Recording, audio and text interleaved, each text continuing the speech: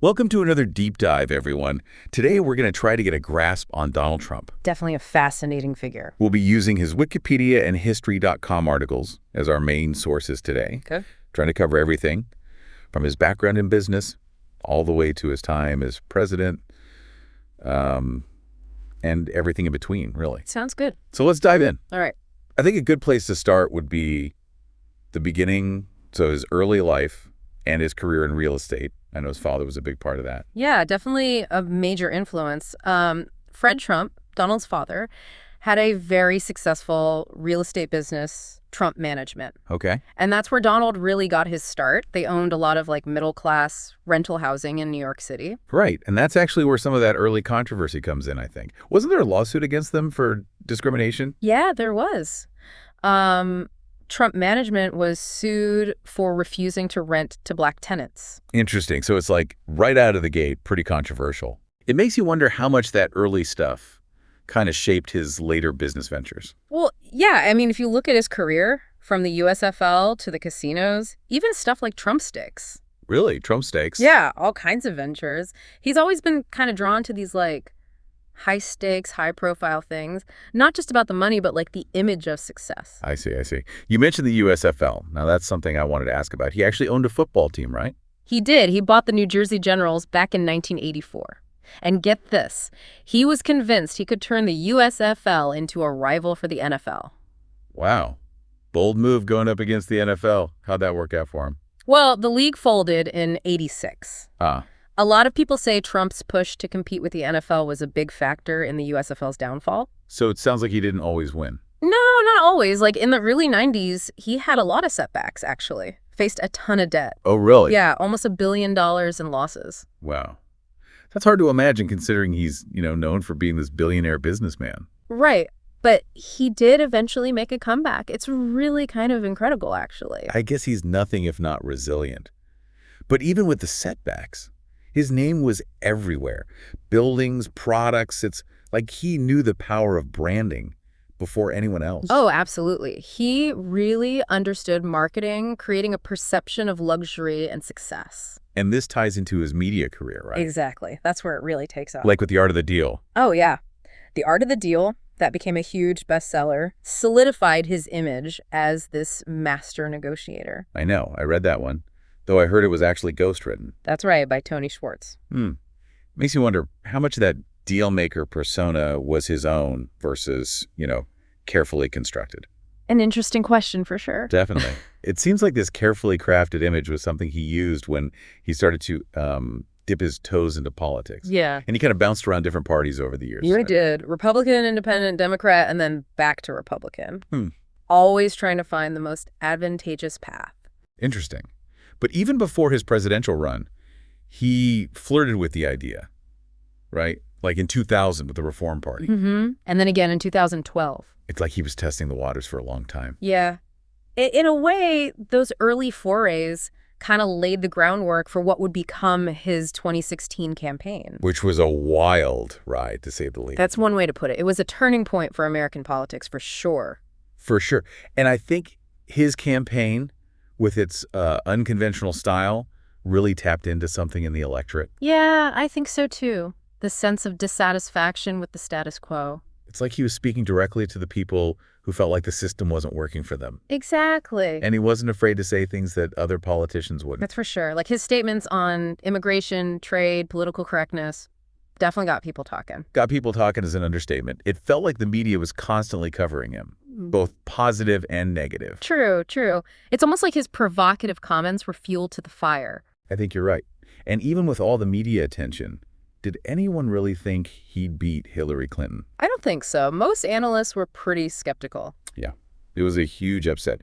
Really showed how he had tapped into, a certain sentiment in the country. Yeah, I think that's fair to say. So the businessman, the reality TV star, becomes a president in the United States. It sounds surreal when you think about it. Definitely a unique trajectory. So what was a Trump presidency actually like? Well, it was eventful. Domestically, he focused on tax cuts, deregulation, appointing conservative judges. 3 Supreme Court justices. Yeah, the Supreme Court appointments, that's huge. It'll have a lasting impact for sure. definitely a long-term consequence. But it wasn't all smooth sailing, right? Yeah. I mean, there were some pretty controversial policies, too. Oh, yeah, a lot of controversy, like the travel bans, separating families at the border. Right, right. And, of course, the border wall, which, by the way, led to that crazy government shutdown, didn't it? It did, the longest one in U.S. history. 35 days the government was shut down. That's insane. It was. And then, of course, you have the pardons, the commutations. Oh, yeah, those caused a lot of stir, too. It seems like his use of presidential power was a theme throughout his time in office. It was. But you know what really kept things interesting? Mm. The scandals. The investigations. Ah, yes.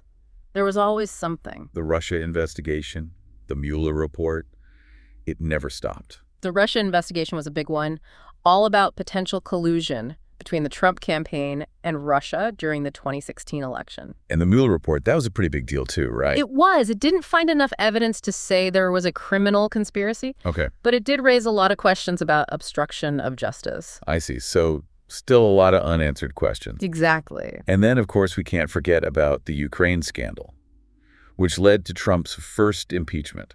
A major event. Yeah. Only the third time a U.S. president has been impeached. Wow. So what exactly was he accused of? Pressuring Ukraine to investigate Joe Biden, his political rival. He was acquitted by the Senate, but still a defining moment in his presidency. For sure. His presidency was one dramatic event after another. Definitely kept everyone on their toes.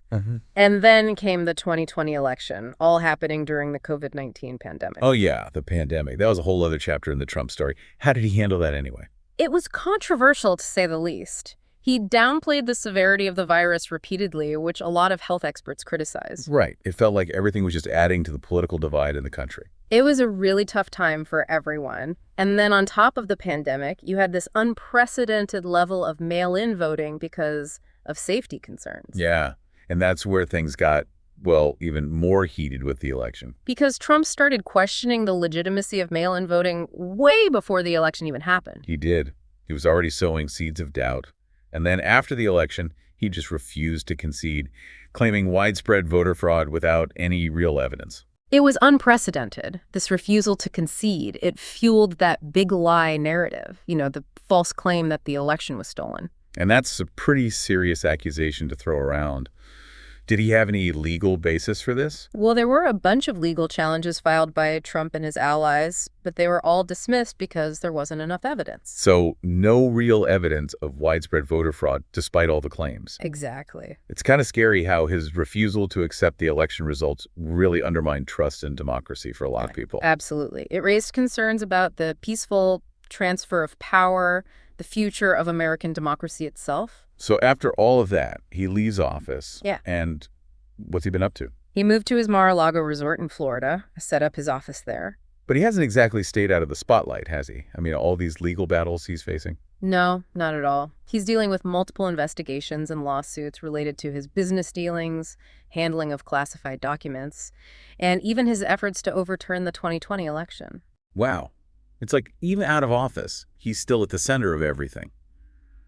These legal cases are a big deal, right? I mean, they raise important questions about accountability, about democracy. Huge questions, for sure. And it's not just the legal stuff. He's still deeply involved with the Republican Party, endorsing candidates, holding rallies. She still has a lot of influence, especially among Republican voters.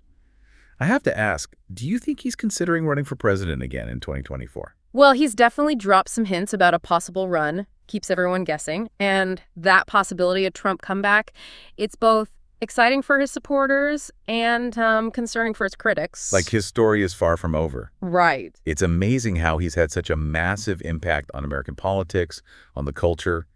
But before we go any further, before we even think about a second Trump term, I think we need to understand this phenomenon, Trumpism. What does that even mean? How has it reshaped the political landscape? That's a great question. Trumpism isn't just about policies. It's a way of looking at the world. A set of values, attitudes that resonated with a huge chunk of the electorate. So we're talking populism, nationalism, America first, a distrust of institutions and experts. Yeah, all of that. He tapped into this frustration, this resentment that people had towards the establishment, the media, what they saw as elites. And it worked. He was speaking to people who felt unheard, ignored. But there was a darker side to it, right? His rhetoric was often so divisive, so inflammatory. Absolutely. His language was definitely different, a departure from how politicians usually talk. The insults, the name-calling, the things he said that were just plain inaccurate. And words have power, right? I Yeah. mean, look at the January 6th attack on the Capitol. A dark day, for sure. It shows how quickly things can escalate, how rhetoric can turn into violence. It's scary. And it makes you wonder, is Trumpism just a passing thing, or has it fundamentally changed how we do politics in this country? It's the big question, isn't it?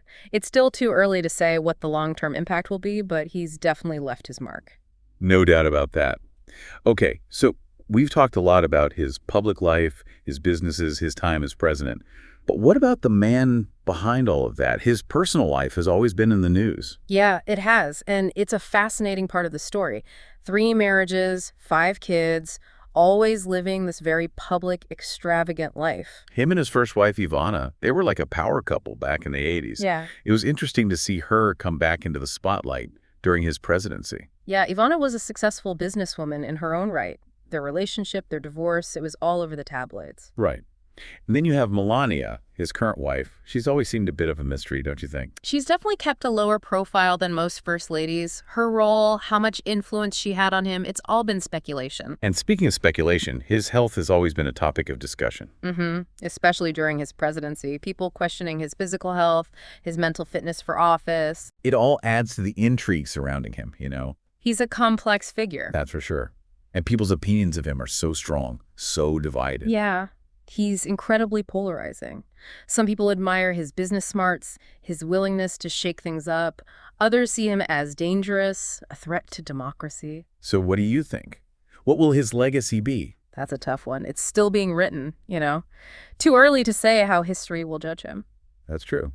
We'll just have to wait and see how things play out. One thing's for sure, though, he's had an immense impact. Absolutely. So for everyone listening, if you're interested in learning more about this complex and fascinating figure, I really recommend checking out the Wikipedia and History.com articles we've used. Good resources. They give you a lot of information, different perspectives on his life, his career. Definitely. It's a lot to take in, but it's important to understand. Absolutely. To be informed, to engage in these conversations, we need to understand the people who shape our world. Well said. So that wraps up this part of our deep dive into the world of Donald Trump. We'll be back with more soon, so stay tuned. It's a lot to unpack, this Trumpism thing. It really is. More than just policies, right? Oh, yeah, much more. It's like a worldview, a whole set of values and attitudes. And it really connected with a lot of voters. Yeah, and we touched on this a bit earlier. That whole idea of populism, America first, this distrust of institutions, of experts. Right. Like this deep frustration with the establishment, with the media, people feeling like their voices weren't being heard. And he gave them a voice, or at least that's how it felt to them. But it wasn't always, how do I say this? It wasn't always positive, right? Like his rhetoric was often very divisive. Oh, absolutely. Very different from the typical political speech. The insults, the name-calling.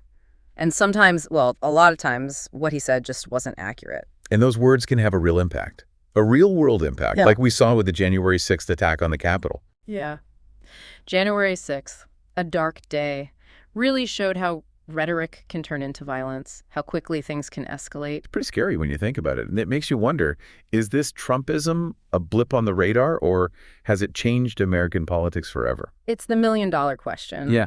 It's hard to say for sure. It's still so recent. But he's definitely changed things. That's undeniable. No doubt about that. So we've spent a lot of time talking about his public life, his businesses, the presidency. But what about the man himself? I mean, his personal life has always been fodder for the tabloids. Oh, for sure. 3 marriages, 5 kids, always living this very public, lavish life. Definitely adds another layer to the story. Ivana, his first wife, they were like the power couple back in the 80s. And it was kind of wild seeing her resurface during his presidency. Ivana was a force in her own right. A successful businesswoman, their relationship, the divorce, it was everywhere. Yeah. And then there's Melania, his current wife. Ah. She's always been a bit of a mystery, at least to me. She's definitely been more private than other first ladies. People have always speculated about her role, her influence on him. And speaking of speculation, there were all those questions about his health, especially during his presidency. Yeah, his physical health, his mental fitness, a lot of talk about that, fueled by some of his statements and behavior, I guess. It all adds to the mystery of the man, you know. He's a complicated guy. That's one way to put it. You either love him or hate him, it seems. He's incredibly polarizing.